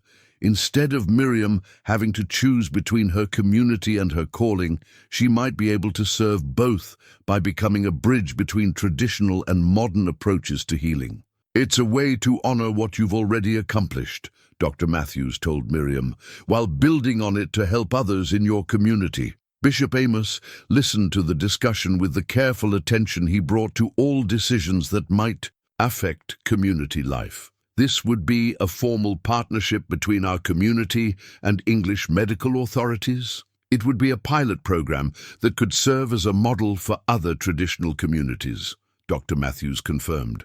You would maintain your autonomy and your traditional practices while having access to additional resources when you need them. That afternoon, as the family and community leaders continued discussing the proposal, Eli found himself thinking about the letter he had written to Miriam and the themes it explored. The crisis that had nearly killed him had revealed something important about the nature of strength and community, that true resilience came not from absolute self-reliance, but from the wisdom to seek help when help was needed and to offer help when help was possible. The medical kit Miriam had made sat on his kitchen table, its compartments filled with supplies that represented the integration of old and new approaches to healing. It was a tangible symbol of what they had all learned, that the best solutions often emerged not from choosing between different approaches, but from finding ways to combine them in service of what mattered most. As evening approached, and the various visitors prepared to leave, Eli reflected on the journey that had brought them to this point. 3 weeks ago, he had been a proud man, slowly dying from an infection he refused to acknowledge. Tonight, he was a grateful man, planning for a future that included both traditional wisdom and modern knowledge, both community self-reliance and appropriate outside help. The transformation hadn't been easy, but it had been necessary. And tomorrow, when the community gathered to discuss Dr. Matthews' proposal, they would decide together how to move forward with the wisdom they had gained. From nearly losing one of their own, the crisis had ended, but the real work of healing, community healing, was just beginning. The Harvest Celebration banner stretched across the entrance to Samuel Byler's barn, its hand-painted letters proclaiming gratitude for God's abundance in the careful script that marked all community announcements. But this year's gathering carried deeper meaning than the usual thankfulness for successful crops and changing seasons. This was a celebration of life preserved, wisdom gained, and community bonds strengthened through crisis. Eli stood before the assembled community with color in his cheeks and strength in his bearing that would have seemed impossible just a month earlier. The man who had nearly died from stubborn pride now carried himself with the quiet confidence of someone who had learned to balance independence with acceptance of help. "Friends," he began, his voice carrying clearly through the barn where 47 families had gathered for the most significant community meeting in recent memory, "I stand before you tonight as living proof that God's grace comes in many forms, including the wisdom to recognize when our traditional ways need the support of modern knowledge." The opening words set a tone that acknowledged both gratitude and transformation. This wasn't simply a celebration of successful medical treatment, but a recognition that their community had evolved in fundamental ways through the process of nearly losing one of their most valued members. Sarah sat in the front row with tears of relief and pride glistening in her eyes. Beside her, Jacob and his family represented the next generation that would inherit the wisdom born from this crisis. Little Anna, now 6, had made a drawing for her grandfather that showed him standing tall and healthy, surrounded by the people who had helped save his life. "I want to speak about pride," Eli continued, "because pride nearly cost me my life and nearly deprived this community of whatever contributions I might still make. I was so determined to be strong, so committed to handling my problems without help, that I couldn't see what a 9-year-old child saw clearly, that I was in serious trouble." Miriam sat with her parents, clutching the medical notebook that had become both her treasure and her calling. The careful drawings that had documented Eli's illness now served as a reminder of what could be accomplished when observation met courage, when a child's wisdom challenged adult assumptions. Dr. Matthews occupied a place of honor near the front, no longer an outsider seeking to impose foreign solutions, but a respected partner in the community's expanded approach to health and healing. The integration of his knowledge with Heinrich's traditional wisdom had created something neither could have achieved alone. "Heinrich Yoder has served this community faithfully for 30 years, Eli said, gesturing toward the traditional healer who sat with quiet dignity beside his medical bag. "His knowledge saved countless lives and eased immeasurable suffering. But Heinrich was the first to recognize that my condition required knowledge beyond what our traditional healing could provide." Heinrich rose slowly, his weathered hands clasped before him. "I have learned that true healing wisdom means knowing the limits of your knowledge and seeking help when help is needed. Traditional healing remains valuable, but it is not the only path to health." The statement represented a profound shift in thinking for a community that had always prided itself on self-sufficiency. Yet it came not as a rejection of their values, but as an expansion of them, wisdom that included knowing when to seek additional resources. Bishop Amos Stoltzfus stepped forward with the formal announcement that would change their community's relationship with outside medical care forever. After much prayer and discussion, the elders have decided to accept Dr. Matthews's proposal for establishing medical emergency protocols that honor our traditional ways while providing access to life-saving treatment when needed. The decision had been reached through weeks of careful deliberation, weighing the theological and practical implications of formal cooperation with English medical authorities. The conclusion they reached honored both their heritage and their responsibility to protect community members from preventable deaths. "This partnership," the bishop continued, "will be guided by 3 principles. First, traditional healing remains our primary approach to health and wellness. Second, community members will receive training to recognize when conditions require additional medical intervention. Third, protocols will be established to access emergency care quickly while maintaining our community's autonomy and values." Young Timothy Stoltzfus, now 16 and representing the next generation of community leadership, stood to address the gathering. "My generation has grown up with this crisis. We've seen how traditional wisdom and modern knowledge can work together instead of competing. This partnership gives us a model for facing future challenges." The comment reflected a broader understanding that had emerged from their shared experience. Rather than viewing outside help as a threat to their way of life, they had learned to see it as one tool among many that could be used wisely in service of community welfare. Miss Emma rose from her seat among the unmarried women, carrying the medical reference book that had helped identify the seriousness of Eli's condition. "I would like to propose that we establish a community health education program where Dr. Matthews and Heinrich work together to teach us all to recognize danger signs and provide appropriate care." The proposal built on the lessons learned from Miriam's crucial observations. If a 9-year-old could document medical symptoms with life-saving accuracy, Trained adults could certainly develop similar skills that would benefit the entire community. The program would include training in basic first aid, recognition of serious symptoms, and proper documentation of medical conditions. Miss Emma continued. Most importantly, it would teach us when traditional remedies are appropriate and when modern medical intervention is necessary. Daniel Yoder stood with his hand on his daughter's shoulder. Miriam has expressed interest in pursuing advanced medical education. With the community's blessing, she would like to become our bridge between traditional and modern healing approaches. The announcement brought murmurs of approval from throughout the gathering. Miriam's courage and wisdom had already proven invaluable to the community, and her desire to expand that contribution through formal medical training represented an investment in their collective future. Dr. Matthews addressed the gathering with the respect and humility that had earned their trust. I am honored to work with your community in developing these protocols.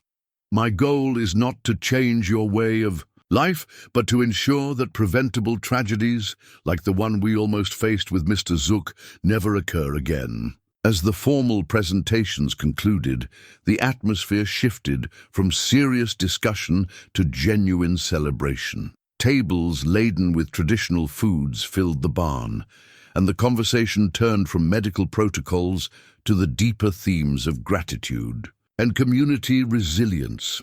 As the formal celebration wound down and families began gathering their dishes and preparing for the journey home, Dr. Matthews approached Miriam with a carefully wrapped package. The gift represented not just personal appreciation, but recognition of extraordinary potential that deserved encouragement and proper tools. This is for you, he said, settling beside her on the bench where she sat reviewing the evening's events. In her ever-present notebook, from a doctor who recognizes another healer in the making. Miriam unwrapped the package with the careful attention she brought to everything important, revealing a professional quality medical observation kit. The leather case contained precision instruments, a stethoscope, thermometer, blood pressure, cuff and magnifying glass, along with specialized notebooks designed for medical documentation. These are real doctor's tools, she said, her voice filled with wonder as she examined each item. They are, Dr. Matthews confirmed, and they belong to someone who has already proven she can use observation and documentation to save lives. I hope they'll help you continue that important work. The gift represented more than medical equipment. It was a formal recognition of Miriam's calling and an investment in her future contributions to community health. But more importantly, it symbolized the bridge between traditional and modern approaches that had emerged from their shared crisis. Eli approached the small group that had formed around Miriam, moving with the steady gait of someone whose strength had been restored through the combination of medical treatment and community support. The man who had nearly died from refusing help now radiated the quiet satisfaction of someone who had learned to accept grace in whatever form it appeared. I have something to say to you, little one, he said, settling beside Miriam with the deliberate care of someone who understood the weight of important moments. When this all started, I thought I was the teacher and you were the student.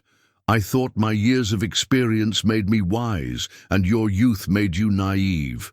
He paused, looking around at the gathering of family and friends who had shared this transformative journey. I learned that wisdom doesn't always come with age, and that sometimes the most important lessons come from the smallest voices. Miriam looked up at him with the serious expression she wore whenever adults shared important truths. What did I teach you? You taught me that paying attention is more important than being proud. You taught me that caring about someone means being willing to risk their displeasure to help them. Most importantly, you taught me that strength isn't about never needing help. It's about having the courage to accept help when help is offered. Sarah Zook joined their small circle, carrying the weight of someone who had watched her husband nearly die and then witnessed his transformation through the acceptance of grace. Miriam, your careful watching and brave speaking saved not just Eli's life, but our entire family's future. We will never forget what you did." The emotional peak of the evening came when Miriam opened her notebook to a fresh page and began sketching the scene around her, not documenting illness this time, but capturing the moment when a community formally embraced the integration of old wisdom and new knowledge. Her drawing showed Dr. Matthews and Heinrich standing together, Eli healthy and surrounded by family, and herself holding the medical kit that represented her future calling. "I want to remember this," she said simply. "Not just how sick Mr. Eli was, but how we all worked together to help him get better." Jacob Zook, representing the generation that would inherit the new protocols and partnerships established through this crisis, addressed the broader implications of what they had accomplished. "What happened here will guide our community for generations. We've learned that being faithful to our traditions doesn't mean rejecting all outside help. It means using wisdom to discern when help is needed and grace to accept it when it's offered." Miss Emma, whose medical knowledge had helped bridge the gap between Miriam's observations and Dr. Matthews's diagnosis, spoke about the educational programs that would emerge from their experience. "Starting next month, we'll begin regular health education sessions where community members can learn to recognize danger signs and provide appropriate care. These sessions will honor our traditional healing while teaching us when modern medical intervention is necessary." Heinrich Yoder, whose traditional remedies had proven inadequate for Eli's crisis, but whose wisdom remained valuable for countless other conditions, offered his perspective on the integration they had achieved. "Healing has many paths, and wisdom means knowing which path serves each particular need. Traditional remedies remain powerful for many conditions, but serious bacterial infections require tools that we don't possess. Learning to combine approaches isn't abandoning our heritage. It's expanding our ability to serve our community." Dr. Matthews made his final formal comment of the evening, addressing the pilot program that would serve as a model for other traditional communities facing similar challenges. "What we've created here proves that medical partnerships can respect cultural values while providing life-saving care. The protocols we've established honor your autonomy while ensuring that preventable tragedies are avoided." As the evening concluded with traditional hymns and prayers of thanksgiving, Miriam sat quietly with her new medical kit, already planning how she would use these professional tools to serve her community. The child who had saved a life through careful observation and brave action was now equipped to expand that service through formal training and proper instruments. The crisis that had threatened to take Eli's life had instead strengthened community bonds, created new partnerships, and launched a young girl toward a calling that would serve future generations. Sometimes, they had learned, the greatest gifts emerged from the most frightening challenges, and the most important wisdom came from the most unexpected sources. 6 months later, the spring air carried the scent of new growth as Eli Zook stood in his workshop, watching Miriam demonstrate proper blood pressure measurement to a group of community teenagers. The girl who had once sat quietly on a small stool asking questions about woodworking now moved with the confident precision of someone who had found her calling and embraced it fully.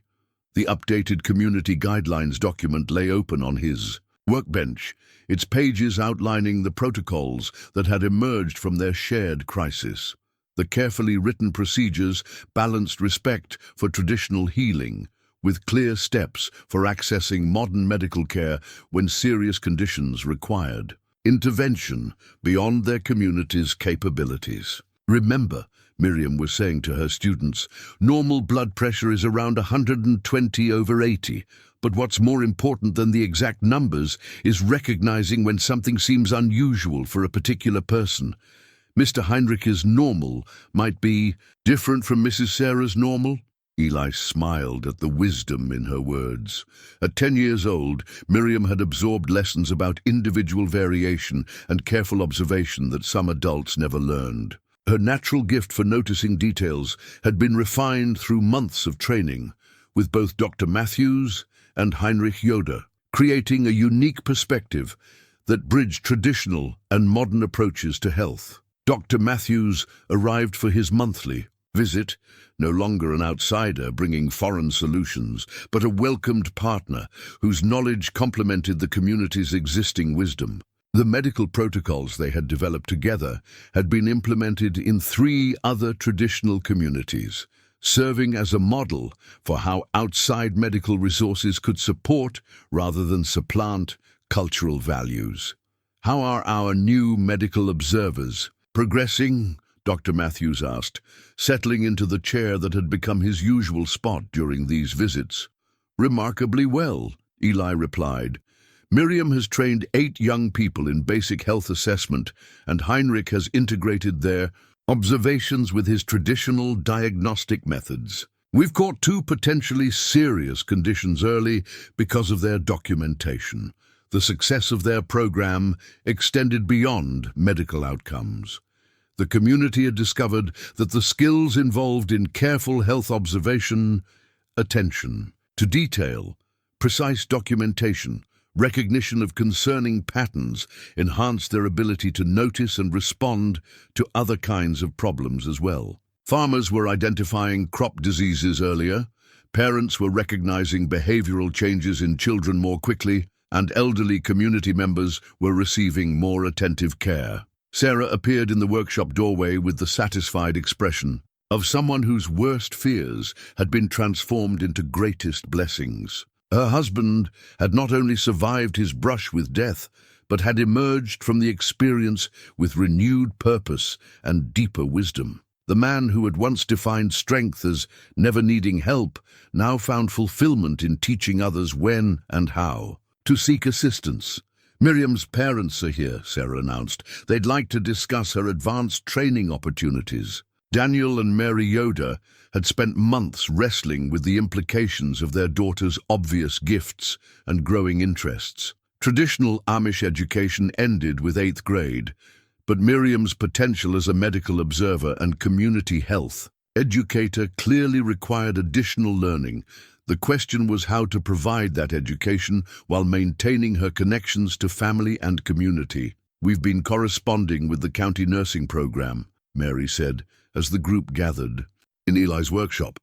They're willing to create a specialized track that would allow Miriam to receive medical training while maintaining her community ties. The proposal represented a compromise that honored both Miriam's calling and her heritage. Rather than requiring her to choose between medical education and community membership, the program would prepare her to serve as a bridge between traditional and modern healing approaches. I would study during the week and return home on weekends, Miriam explained, her voice carrying the excitement of someone who saw a path toward fulfilling her deepest purposes. After 2 years, I could become a certified medical technician, and after 4 years, I could qualify as a rural health practitioner. Dr. Matthews nodded approvingly. The Rural Health Practitioner Program is specifically designed for people who want to serve traditional communities. Miriam could provide medical care while working closely with traditional healers like Heinrich. Heinrich himself had enthusiastically supported Miriam's advanced training, recognizing that her formal medical education would enhance rather than replace the traditional knowledge he could share. Healing wisdom grows stronger when different approaches work together, he had told the community. Miriam's training will make her a better partner for traditional healing, not a replacement for it. As afternoons settled into evening, Eli found himself reflecting on the journey that had brought them to this point.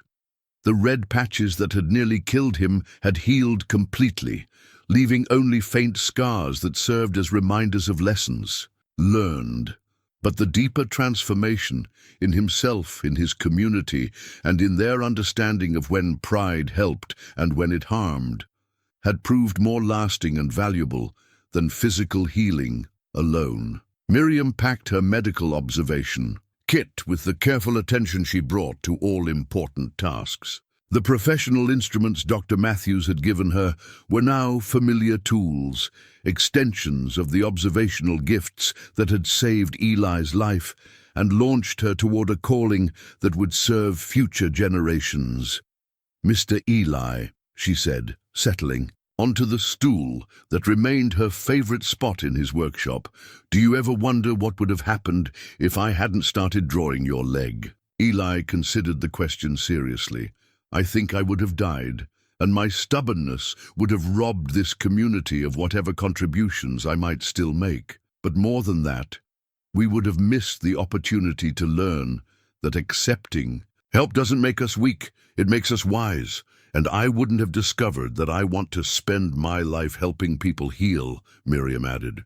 "Sometimes," Eli said, "God works through the smallest voices and the humblest offerings to accomplish the most important purposes. Your drawings weren't just medical documentation. They were acts of love that saved a life and transformed a community." As Miriam prepared to leave for home, she paused at the workshop door for one last look around the space where she had first learned to observe carefully and ask thoughtful questions. Tomorrow would bring new challenges and opportunities, but tonight she carried the satisfaction of someone who had found her calling and gained the tools to pursue it effectively.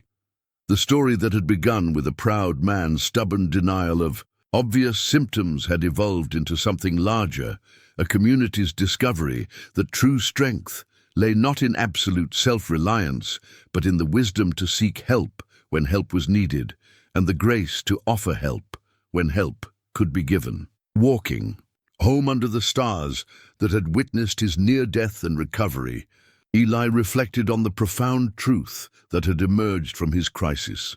Sometimes salvation came wearing pigtails and carrying colored pencils, and the greatest wisdom often emerged from the smallest voices brave enough to speak what others chose not to see.